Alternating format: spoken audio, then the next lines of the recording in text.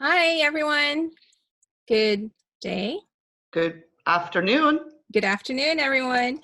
I'm Jayco with the Green Committee, and I'm with my co-chair, Maureen McGrath, as well Afternoon. as as well as Mark Bueller. Mark Bueller will be our special guest speaker today. Mark is actually part of our Green Committee as well. And Mark is a certified residential appraiser with over 25 years of experience in California, primarily appraising for private legal uses in estate planning. Mark has found a niche in the valuation of resource-efficient green homes, which are increasingly becoming more common. Mark has recently presented on the valuation of solar and green property at Appraisal Institute conferences and state coalition meetings. Mark is also presenting the accredited Green Appraiser. He did that last year through OCAR, continuing education course for Franklin Energy, which used to be Build It Green, and a new course, Valuation Resources for Solar Photovoltaic Systems. That's a mouthful. Mark enjoys teaching real estate professionals like us about appraisal matters and how it can impact our business. Mark is an engaging and entertaining speaker. He is. That's always willing to share his knowledge. So, Mark. Yes, thanks for having me today. I appreciate it. And I stumble over photovoltaic often, so I refer to that as PV.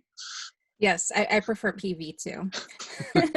All right, let's start. It's 12:30, and I see we have a few attendees. Hello, everyone. So let's start with the first question. What type of challenges do us realtors face when marketing and selling a home with a solar PV array? What I've heard from realtors is one of their biggest marketing challenges that they come up against is the method of air quote ownership, or how they have that solar on their roof, what method they've utilized to get the solar. So we've got the biggest one is the lease. Mm-hmm. Solar lease is a problem in marketing a property that has solar PV on the roof. Another one is a power purchase agreement, and then we have solar loans that cause issues with financing. And I'm sure we're all familiar with the PACE lien and the fund that can bring into a transaction. So with leased systems, the homeowner does not own the PV array that's up on their roof, the panels, the inverters, and all the mechanicals that make it operate. That's owned by the solar company. And so when it comes time to sell the home, you as a realtor now not only have to sell that home, you have to sell that lease also, and that lease payment, which again creates a marketability issue on your side. So from the appraiser standpoint, we don't consider anything that's not owned by the homeowner as adding any contributory value. So we consider that TPO, or third party owned, when it's a lease, a power purchase agreement. Now, a power purchase agreement is where a solar company will put panels up on your property. You don't have to pay for those, and they will give you a monthly payment that's reduced. It would be lower than your typical monthly payment. The disadvantage for the homeowner there is that they're not eligible to take the rebates and tax incentives that go along with that. Those would go to the solar company. So we've got lease, we've got power purchase agreement, we've got owned solar. Owned outright is best for us, all of us, the realtors, the appraisers, everybody involved. The homeowners purchased it, they own it outright. Now you're just selling a home that has solar on the roof, and hopefully you can get a little bit of a premium for that, and demonstrate the additional value that those solar panels bring, and get your sellers a higher sales price for that. Another problem that we have on the owned solar is when the solar company makes a loan to to the homeowner. So when there's a solar loan placed on the panels, we have a type of a lien called a UCC1 lien, and that's a personal property lien. If that's filed with the Secretary of State, appraisers are not to give that value, because until that lien is satisfied, it's still considered third-party owned.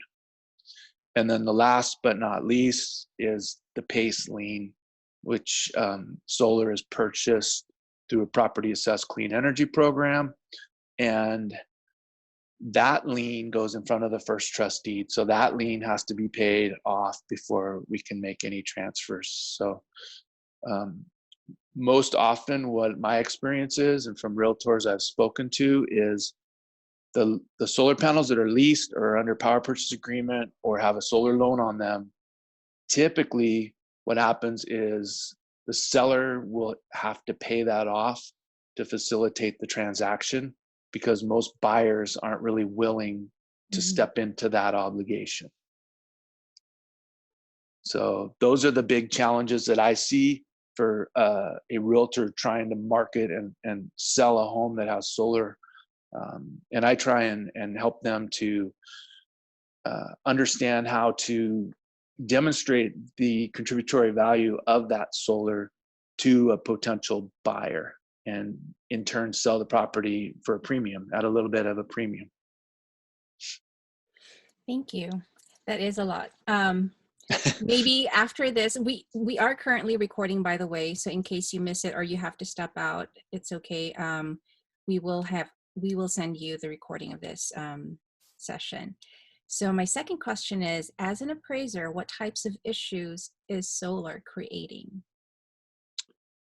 For appraisers in the lending world, the biggest challenge that the appraiser faces is a lack of reliable data to base their conclusions on, and to, if we're going to place value on a solar array, we have to verify that it is indeed owned by the homeowner, by the property owner. So we do have fields in our MLS currently to input the data, but a lot of times verifying that that's all correct is a challenge for appraisers.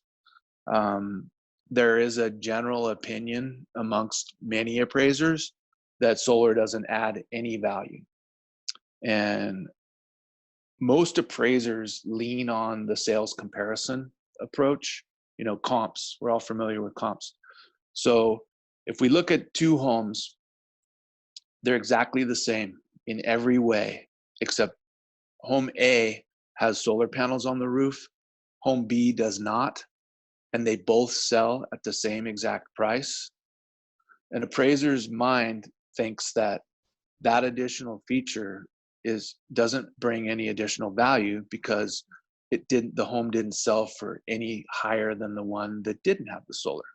It would be the same as selling a home with a swimming pool for the same as a home without a swimming pool. That type of thinking. So that's how appraisers operate. They look at the differences between homes, they compare them, and they adjust for them. And if the market isn't demonstrating any premium on that amenity, solar, then they just derive zero for that. But that's not what I teach, because appraisers need to understand, and realtors should understand, how appraisers work. There's three approaches to value that appraisers are to consider. There's the market approach, or the sales comparable approach. There's the cost approach, which is the cost to rebuild or reconstruct that property and all those amenities, minus any depreciation for the age of the property. And the third one is the income approach, that's most commonly used in income producing properties, such as apartment buildings and 2 to 4 unit properties and commercial properties. If an appraiser were to look at the energy savings, the utility savings that a solar array provides, they can consider that as the income. And so I teach a method to derive contributory value based on the energy savings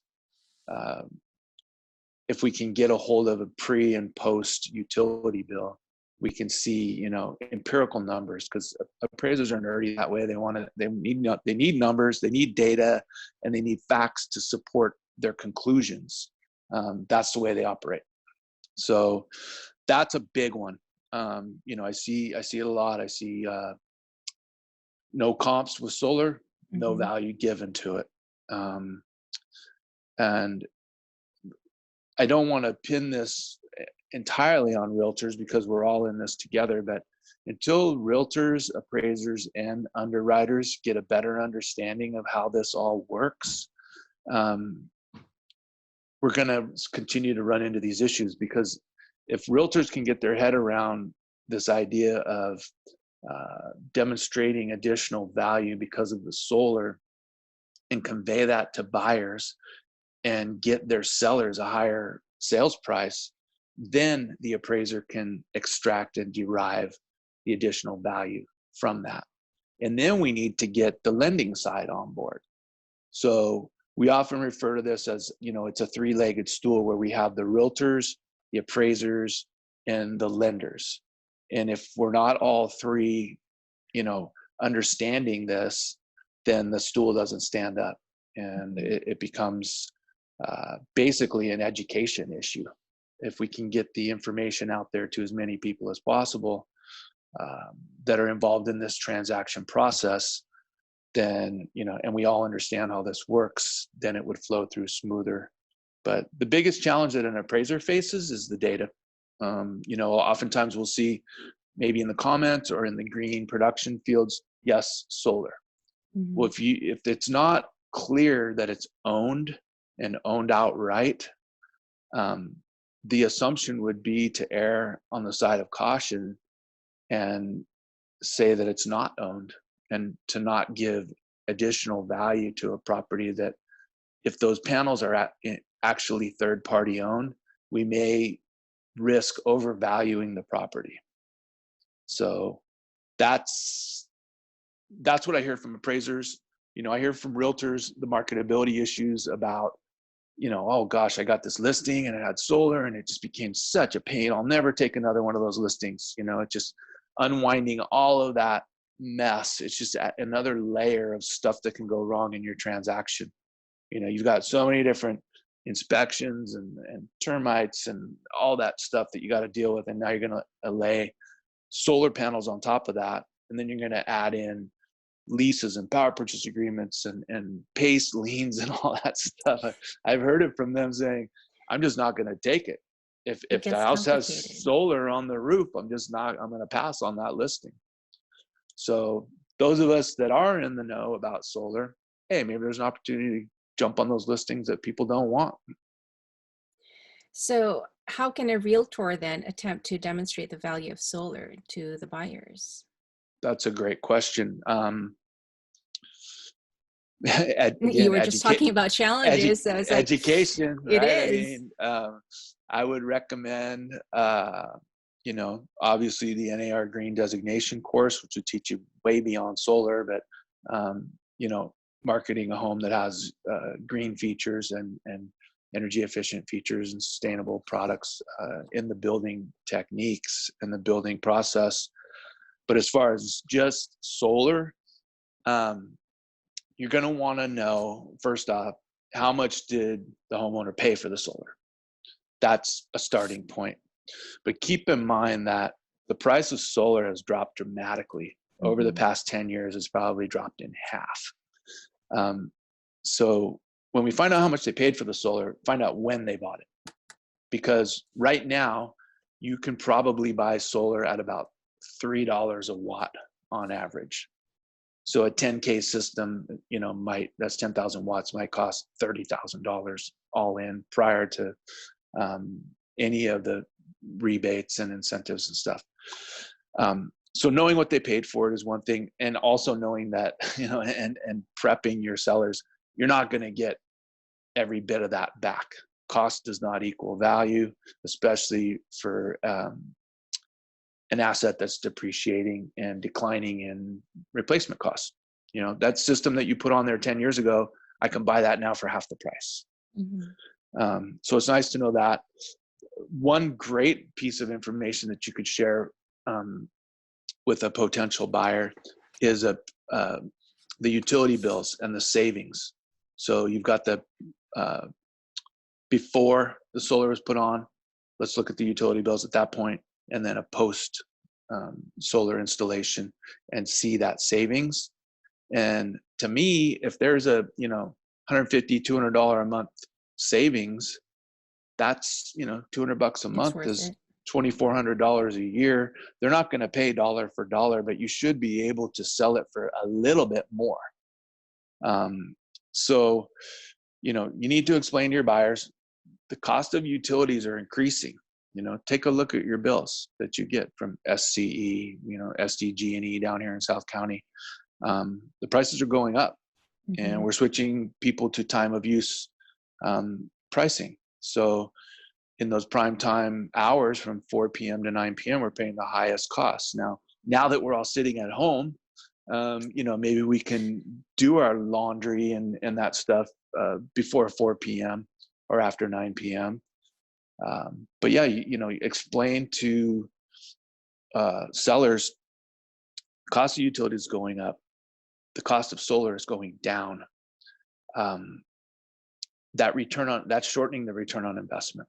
And in a purchase transaction for a property that already has existing solar on the roof, they're not going to be paying the full price for it. But even if they can pay a little bit of a premium, let's say, $5,000-$10,000 more, look at that utility bill. If it's $200 a month savings, that's 25 months to make up $5,000. That's 2 years ROI. So, I just think that realtors just get a little bit better understanding. Don't be afraid of the boogeyman, the solar boogeyman. It's a good thing if you get a home that has that on it.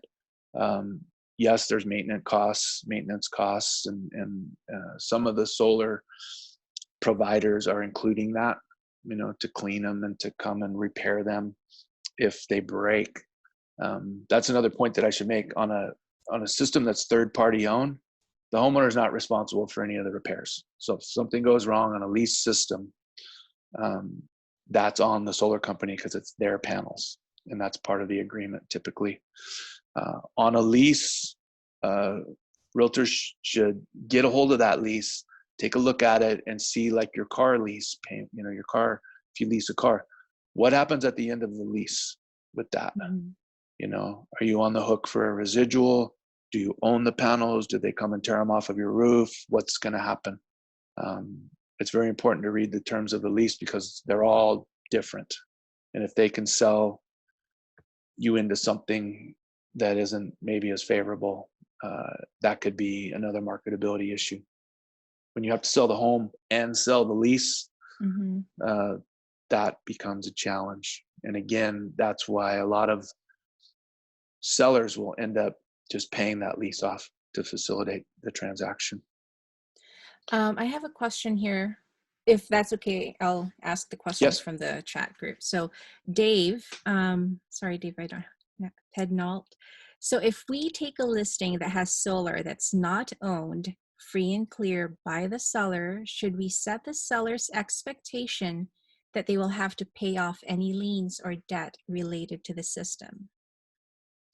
Unless you are able to demonstrate the value that the solar lease brings and sell the lease and transfer the lease with the home, because a lot of these solar leases are assumable or transferable.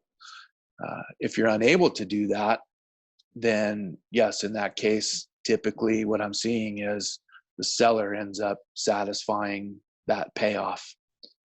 So it's attractive to a homeowner to get solar for free until they have to sell the home, and then it becomes an issue. Thank you. So the other question I have is, as an appraiser, are you seeing solar very often then in your assignments? Yes, absolutely. solar is on the increase. I'm seeing more and more of it. Especially as the cost of utilities is increasing and people are seeing the return on investment shorten, they're going to it. A lot of people are switching over to electric cars. So you can set up a charging station in your garage and you can basically fill up your car for free through the middle of the night. You can sign up through your utility company for very low cost per kilowatt hour to charge your car.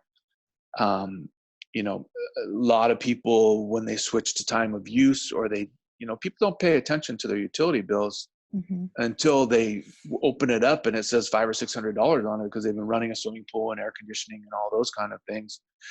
And then they see maybe somebody in the neighborhood slap some solar up on the roof, and then they're at a dinner party and like, we don't have a utility bill anymore. I'm like, really? No way. So it just sort of snowballs from there. Most people put solar on their roof as a cost-cutting measure over the long haul. And then as a byproduct of that, I see them kind of getting this warm, fuzzy, you know, hippy dippy, I saved the earth, tree hugging feeling that I'm doing something good here. I'm creating electricity on my roof, but on my own power plant with the sun. So for sure, I see it a lot in some neighborhoods more than others. And in the Bay Area, some of the cities up in the Bay Area have now outlawed gas mechanicals and appliances in the homes. So certain cities up there, you're no longer able to utilize gas. So they are ahead of the movement to electrify the housing stock of California. But it's probably coming soon, just like one day we'll all be driving electric cars.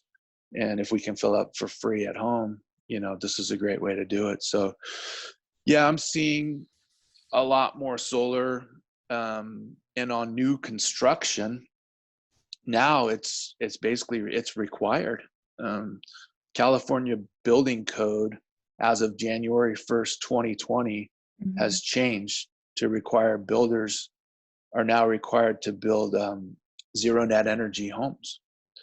So what that means is the home has to produce as much electricity as it's modeled to use.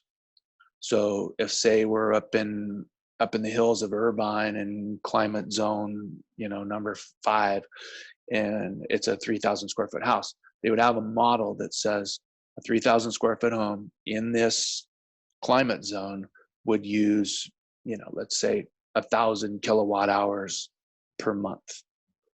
Now the builder is required to build a home that is capable of providing 1,000 kilowatt hours per month with renewables. So in a dense area like where we live now, the answer is solar. It's not, you know, we can't put windmills up in tract homes in Irvine. So that's not happening.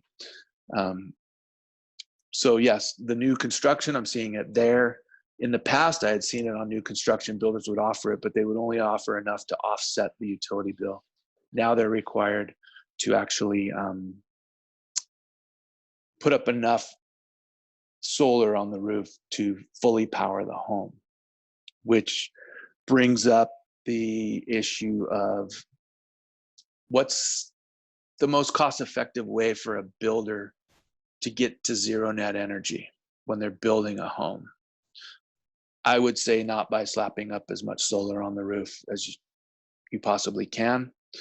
And this is probably a topic for another day, but we're going to see builders begin to build with green building techniques that really would result in a higher quality of construction than in the past. So Title 24 has changed. The requirements have increased. Title 24, which is the energy efficiency area of the California Building Code. Building Code has changed. Title 24 has increased its requirements. Therefore, homes built after January 1st, 2020, in my opinion, are built to a higher quality of construction. And a builder isn't going to put a bunch of solar and triple pane windows into their homes when they can achieve zero net energy through other measures, such as green building techniques, air sealing, insulation, framing the house in a different way and using different materials in the home so that they achieve that zero net energy in a more cost-effective way, because insulation is a lot cheaper than solar panels and triple pane windows. So if you're buying a new home in 2020 and you're considered a green home, or you've achieved a green label or a certification, that home may be more green than the home that was labeled in 2019, 2018, because we're seeing changes to building code, every few years. We have to take into consideration, when was this home labeled and when was this home built? But yes, to go back to the original question, as an appraiser, do I see more solar? Yes, I see a lot more solar. The problem that I see when I walk into the house is I ask people, oh, I see you have solar on your roof. Yes, we do. Do you own that? Yes, we do. How much did you pay for it? We didn't pay anything for it. Well, perhaps you don't own it, and perhaps you think you own it. So let's dig in a little bit deeper. So this is the same thing that a realtor is going to experience.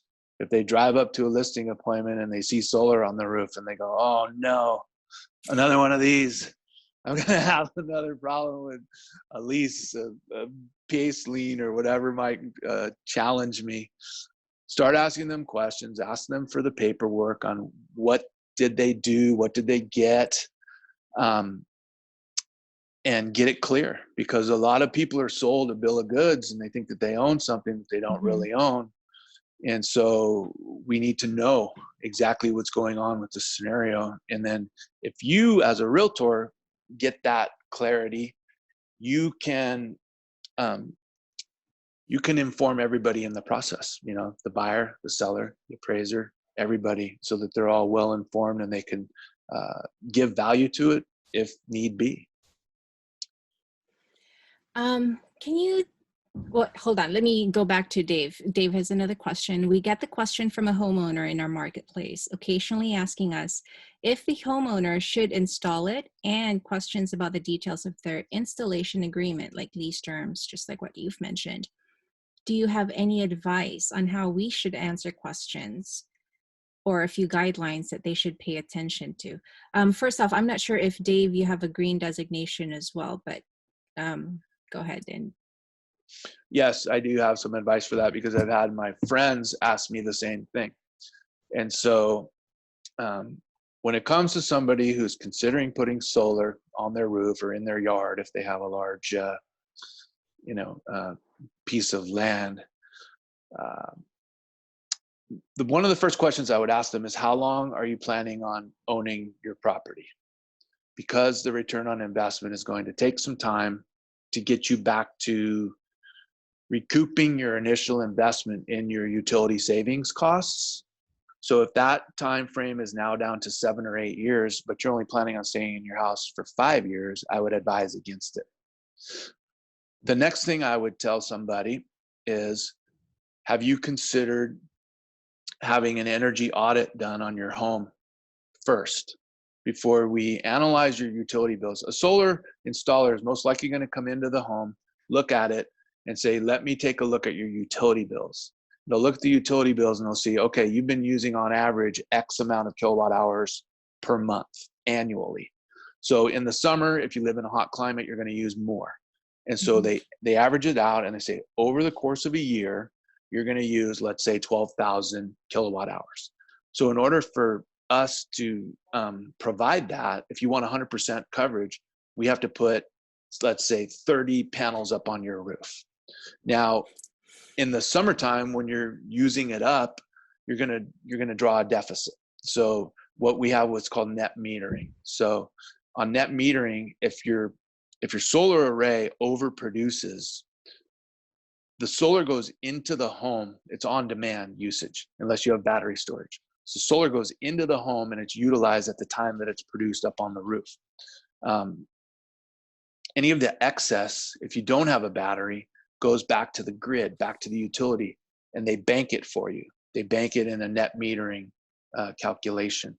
So if you produce 100 kilowatts one day, but you only use 20, you get 80 in your credit.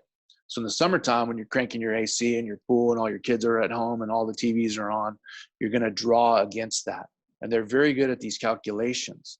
So at the end of the year, when you square up, it's going to be minimal. You're going to owe them $20 or they're going to owe you $10 on the overage or under that you've utilized. So what I would advise first is get an energy audit, have them look at where the leaks in your home are coming from. Maybe your ducting is not, it's not working as efficiently as it should be. It's smashed in some places and the air isn't flowing right. Do all these things first. Make your home efficient first, and then measure your usage of your utilities. Blow in insulation, do the low cost measures first, measure your usage, and then, for months, and then bring the guy in to analyze the bills. Because at this point, you're going to reduce your need, your kilowatt load that you're going to need on an annual basis, thereby resulting in less panels going up on the roof. And those are the expensive measures to get to zero net energy or to reduce your utility bill. So, reduce your consumption and then analyze and put up the panels at that point. So there's a couple things, to answer that question a lot quicker than I just did. The Reader's Digest version is, how long are you going to stay in the house? And let's make the home efficient first, and then think about solar second. It just reminds me of what John Shipman kept telling us: seal the envelope. What's the sealing of the envelope? So that's what I always think of. And that's one of the things that we'll be talking about too in our future green lunches. This is going to be the first, guys. And next week we'll have someone else. By the way, a little segue. The person we're having next week is Emily from SoCal Gas. And she will be talking about what you were just talking about, how in Berkeley, they're trying to make everything electric. And they're trying to make California, all of California, just go on electric. And so SoCal Gas and other service providers are trying to say, hey, let's make a resolution for these things. So that's going to be our topic for next week. So make sure you also sign up for that, okay? So I have another question here from Jim Maceo. I don't know a lot about solar. What should I be able to convey to a buyer about the solar on my seller's home, a solar system they own outright? You mentioned 10K system. Would that be a good system for a 1,200 square foot home? I'm able to show my seller's utility bills. How do I confirm that the solar system is indeed owned outright? Well, that's a lot to unpack there, but Sorry. let's work it backwards. So let's first. You would know. Oh, okay, go ahead. Go ahead, Jay. What should I be able to convey to the buyer about the solar on the seller's home? Well, first off, that it is owned outright, and there's no obligation to assume any lease or any payments on a solar loan or any of that stuff. So that's a positive in all aspects. So, and the transaction will be seamless. So if you can show them that the utility bills are minimal, whether you have the pre-utility bills or not, if everybody gets a utility bill, they know what theirs is. You show them one that shows $0 or $2, and you've got a 1,200 square foot home. That's attractive to me. And as far as a 10K system on a 1,200 square foot house, that's way too much generally. A 10K system is going to be on a larger home than that. So, and the resale properties that we see, the homes may have solar on the roof, but they're not producing 100% of that home's need. So it just depends on what the buyers and sellers' needs are. And you can always add more on. You can always add more solar on. And, I don't think we touched on this, but for the people that are considering putting solar on the roof, There is this year, it's 26% federal solar tax credit for anyone that buys solar. Last year it was 30%. Next year that will be 22% that you can write off on your federal taxes. And the following year, after 2022 is over, that's going to go to zero. So anybody considering getting solar on their roof, you can save, 26% this year. So yeah, to convey to a buyer, the realtor, if I was a realtor, I would convey to them, hey, it might be worth paying a little bit of extra money for this home, because if you plan on staying in this home, everybody plans on being buried in the home, but I don't know if that always works out. So, if you plan on staying in this home for 10, 20 years, look at this. Their utility bill is $10. So, 10 times 120 months, that's 10 years. It's, $1,200. How long does it take you to spend $1,200 on electricity? And how much extra might you give my seller for this amenity? And how can he confirm that it is indeed owned outright? That would have to be the contract between the solar company and the homeowner. They should have paperwork on that shows that they've paid it in full. Okay. Thank you. So the next question we have is from Kevin Matthews. I'm currently representing a buyer who's placed an offer on a home with a leased solar system. The seller is only 8 months into the 20-year solar lease. Seller doesn't want to transfer the solar to the new purchased home, does not want to transfer the solar to their new purchased home, and buyer as well does not want a leased system, but is willing to work with the seller to buy the home. In your opinion, what would be a fair way to split the cost to each buyer and seller? The solar company won't allow a buyout until after 6 years of ownership. Otherwise, perhaps both the seller and buyer could split the cost and both walk away from the solar company. There we go with the challenges that a realtor faces with, selling a home with a lease system. Interesting that they won't allow a buyout until after 6 years. So that is going to be a big problem. The typical solution to this problem is for the seller to buy out the lease. But from what I just heard from you, that's not an option. So the seller's going to move on to their next house and still be on the hook for that lease payment. So it kind of reminds me of an AITD, an all-inclusive trust deed, where the seller sells the property, but they still are on the hook for the bill, and it doesn't even transfer to the new owner until they reach this 6-year mark and it's paid off. So that's an added level of marketability issue on that one. You're going to have to run all the numbers, see what the lease payments are, what the lease buyout is, where we are at 6 years, and negotiate it, from that standpoint and see what's fair and equitable to everybody. But at this point, I would think that if I was representing the buyer, I would be less inclined to pay my fair share, so to speak, because this is the seller's decision to put this up and then leave the home. So they should have considered that 6 months ago, unfortunately. Yeah. So Dave, again, is asking, who does energy audits?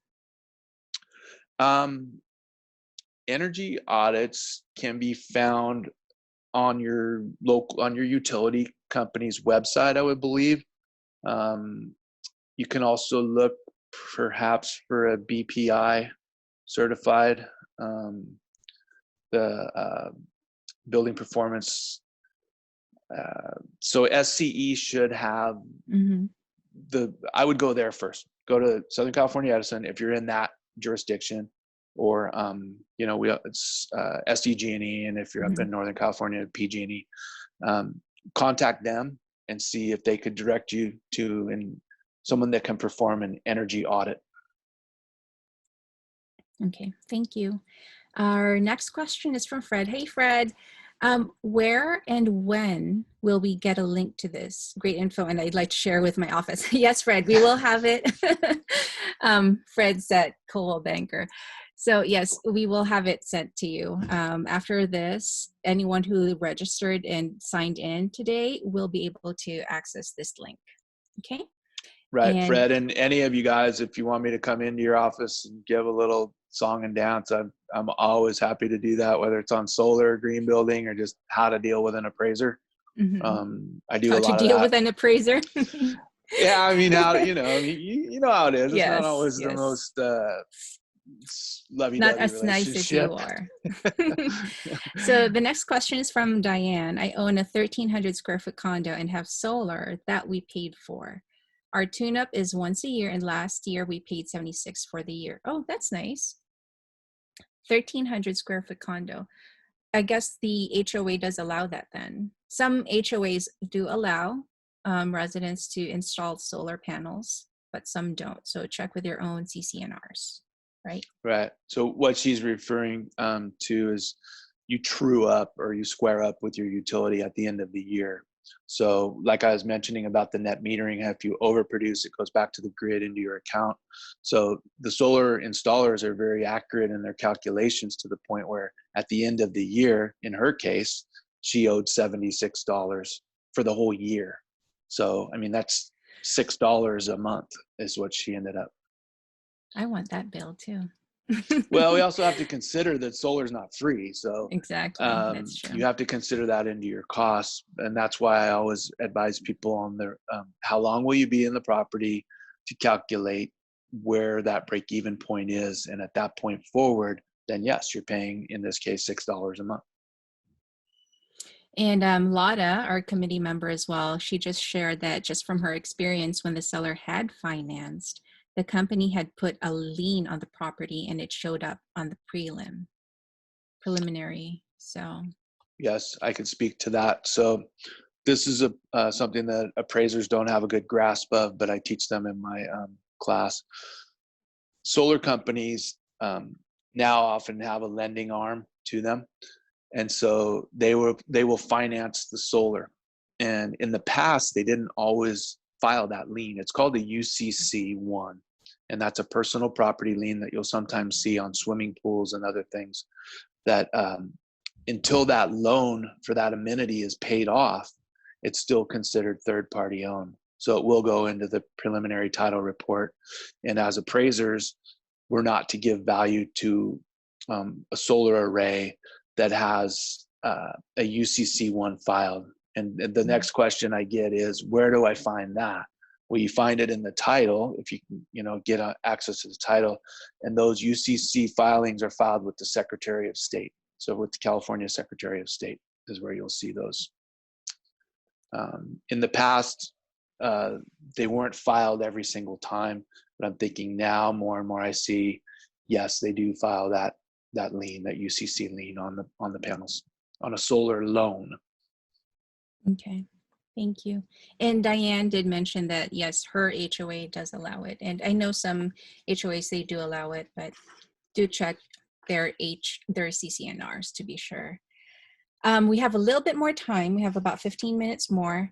Can you talk a little bit more about the ZNE, the Zero Net Energy, or Title 24? Yes. So the state of California, in 2018, they passed Senate Bill 100, which is it moved up our timeline for the state to go.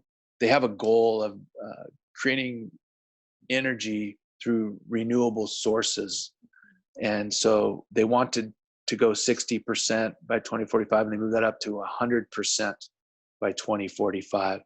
So California is at the forefront of this movement, along with some of the New England states and Hawaii also, with these renewable energy goals. So I think perhaps as a byproduct of that, we had a building code change in 2020 that required zero net energy. And as I mentioned before, as part of California Building Code, we have Title 24, which is the energy efficiency aspect of that code. So that changes every few years. That code, that Title 24 and the building code has changed over time. So the current, as of January 1st, 2020, is requiring what we call ZNE, zero net energy, which is required on new construction of single family homes as of January 1st, 2020. If the builder has pulled all their permits and everything and didn't actually break ground, but they've got everything in place to go prior to 2020, they're not on the hook for that. I was just on a call with University Housing at UC Irvine, and they're building new homes, and they have a sustainable arm there that they're doing some things with rooftop solar on existing, and they've got some new construction that's going in, but they've done all their preliminary paperwork prior to January 1st, so they're not required to go ZNE. Anybody after that point, January 1st, 2020, is required to build single family residence or one unit property, zero net energy. So the property will produce as much energy as it's modeled to use, like I had explained earlier. Commercial buildings are going to be required to go to zero net energy in 2030. So that's the ZNE and the increase of Title 24. So Joyce earlier asked about the studs, but Joy, that answered your question somewhat? Yes, I think. Okay. For Fred and Dave, we will share, Mark, if you're able to share your information to them if they want to have more questions. And are we allowed to hire you, or do you only work through lenders, or what if we need your expertise? Well, I'm sure, as you guys know, since the mortgage meltdown and the Financial Reform Act 2010, the lending process is different now.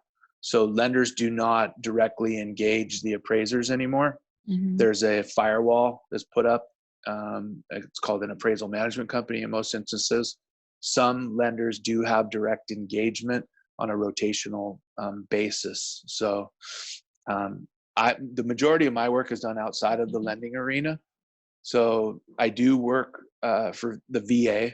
So I do mortgage transactions for veterans when they refinance or purchase homes.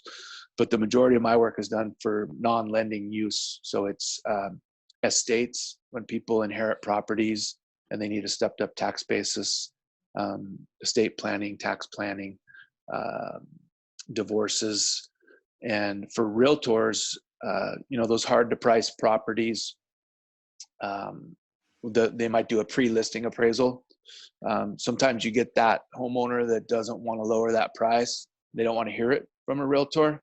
So I've been brought in as what I call a mid-listing appraisal to bring your seller's expectations into reality from an unbiased third party point of view. And then, I've helped out and consulted with realtors on the green and solar amenities also. So I'd be happy to help anybody out with that. I can share my information here at the end. After this, thank you. So Kevin has a question. The solar company he was referring to earlier was Vivint Solar. The two options they gave were waiting 6 years before having the option to buy out the lease. The second option Vivint gave was a prepayment option, where the lease was prepaid for the remainder of the 20-year lease. And he had another follow-up. Have you ever heard of solar companies offering a prepayment option for remaining leased solar term? I've heard of prepaid solar, and I'm familiar with Vivint. They're out of Utah. But in this case, it seems like we started out with a leased system, and now we're going to switch to a prepaid lease. So basically what they're doing there is they're selling you the energy at a reduced cost. and they're still going to be, Vivint will still be on the hook for any repairs or any maintenance to those panels. I guess it's a way out for the seller because of that 6-year prepayment penalty, or they won't allow you to prepay before 6 years. That's really at this point the only way, the smoothest way, not the only way. There's 2 ways to do it, I guess, in this instance, but the smoothest way might be to go with that prepayment lease option. But either way, it's going to cause a marketability issue, and it's going to cause some stickiness through this transaction. Unfortunately, the seller opted into this, and now they want to get out of it, and it's going to take some serious negotiating on your part. So Joyce's question earlier was, when a homeowner rebuilds their home, I'm assuming from the ground up, leaving studs, are they required to include solar panels? That is a really good question. I don't know for certain. I don't take my word for it. But in these cases where we see one wall left, the home is still effectively, like down in Newport Beach, a 1948 home built around that studs or those garage walls. And we've got this beautiful new home. So they may not be required to do zero net energy, but they are required to meet the new Title 24 requirements. So that may include going zero net energy. I'm not certain on that. But if you were to just say, tear off the back half of the house and add on to an existing home that was 60 years old, the new part of the home has to be built to the new Title 24 building code. So, tear it down to the stud, quote unquote, remodel, effectively is still that original year built. So it may be a workaround to not have to go zero net energy on that one, Joyce. Now, what about ADUs? Because a lot of people like Santa Ana, Garden Grove, it's getting popular even here in Mission Viejo. Are ADUs tied up to that ZNE? If it's new construction after January 1st, 2020, yes, including the ADU, you would have to account for that, and by modeling again, go zero net energy. We often see homes that are sold with a casita, and so they would include that in there. So there's this place in Vegas, it's called Boxable, in which they just ship it. Now it's coming from Nevada, and then let's say I want it in my backyard in Trabuco Canyon. Is that going to be into the ZNE ruling as well? Or I would assume that it is, since it doesn't matter if it came from someplace else? No, correct? because when we're building homes, the wood and the materials are coming from other places too. So I don't think that's a good workaround for you there. Just asking. Worth a shot. Yes, prefabricated ADU. Yes, Joyce. They're prefabricated. Basically, the ADUs I'm talking about, they're already built in, so they go on a truck, big truck, and then you just make sure you have the foundation, and then they put that thing on it, and then it just goes, like, mechanically goes up into a house. So it's really cool. It's called Boxable, I believe is the name. But yeah, thank you. And Jim, yes, we will be sharing Mark's information after this. And yes, thank you too. Any other questions we have? We have like 6 more minutes.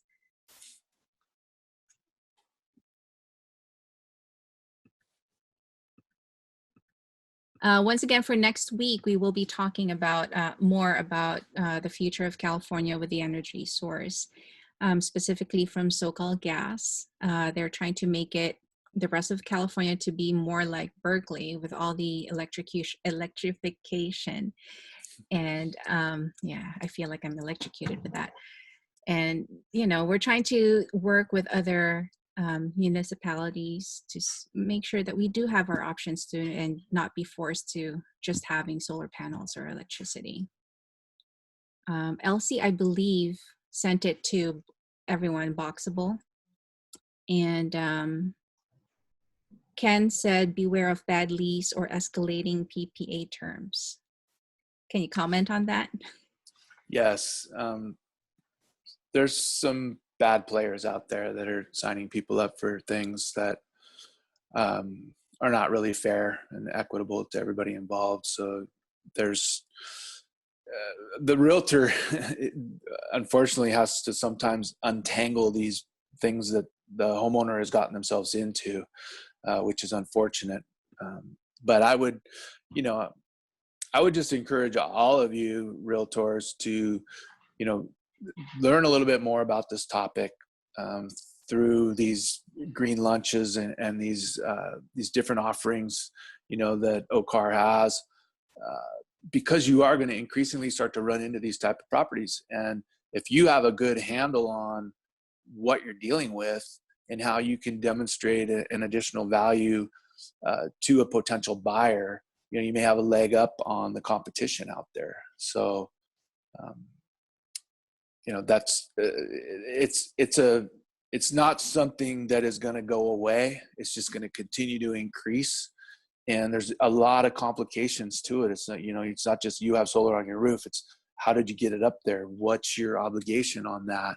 And let's see the paperwork and let's see what you got yourself into and how we can get you out of it and get you some of your money back, and demonstrate the value to that potential buyer, because there's value in it. Even in a lease, there's value to me. I mean, if a home is $300 a month for utilities and the lease is $100, there's $200 right there. So, yeah. Last question. Sorry, Mark. Yes. Last question. Go ahead. If you own a duplex or triplex and add solar to reduce the cost of energy to my tenants as a way to generate more funds without raising rents. Wait, if you own a duplex or triplex and add solar to reduce the cost of energy to his tenants as a way to generate more funds without raising rents. Well, it depends on who's paying the utilities. So if you as the duplex or triplex owner are paying the utilities, then yes, that's going to benefit you. But one other way that we have of placing value on solar on apartment buildings and 2 to 4 unit properties is to say, without solar, it rented for $1,000 a month, and with solar, each unit rented for $1,100 a month. So we can use a gross rent multiplier based on that that energy cost figure, because appraisers are all about numbers. So if you're paying the utilities for your 2 or 3 unit property, yes, you're going to, over time, you will reduce your cost. Up front, you're going to have a cost to buy that solar. Last question, real quick. Can you explain what an escalator is on a solar lease agreement, particularly 0.17 kilowatt, 20 years, 2.9% escalator? I would assume that the lease payment increases at 2.9% per year, compounded annually for 20 years.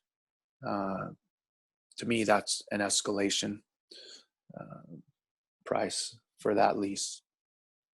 I may be wrong. I'm not sure. Okay. So someone, last one, the house is for sale and they have solar. Someone already stole the solar panels and owners still have to pay. Now, whoever buy the house has to pay the lease, but no solar panels. Then buyer need to buy the panels? Wow. That's a new one for me. Someone went up on your roof and stole your panels. The infrastructure for the solar array is there. I guess you could buy new panels and have them installed, and you're still on the hook for the lease payment. You know, if someone steals my car out of my driveway, I'm still going to have to pay the car payment, I guess. That's very unfortunate. Sorry to hear that. Yeah. Well, we're right on the dot, 1:30. Thank you, everyone. Thank you, Mark. Like I said, OCAR, we will be sending you a copy of this. And if you guys want to have part 2 with Mark, feel free to let us know, either email OCAR or LC. And Thank you. Yes, Mo. I definitely would like a part two. Mark, that was wonderful. I really, really appreciate all that information. Thank you. Thank you very much. It's definitely something, and I'm actually going forward. If you could send me instant message or email me or something, your information, because I really would like to bring it into my broker's office for sure. That would be great. I'd love to. I'll I share would that with really like everybody. to do that. So make sure I get all that contact information. And you be safe. Thank you. Thank you. You too. Thank you. Thank you, everyone. And we'll see you next week again. I lost you. Did I lose you? I'll see you all next week again for the energy resolution with Emily Grant, SoCal Gas. All right. Thank you. Be safe. Be home. Take care. Bye. Thank you. Bye-bye.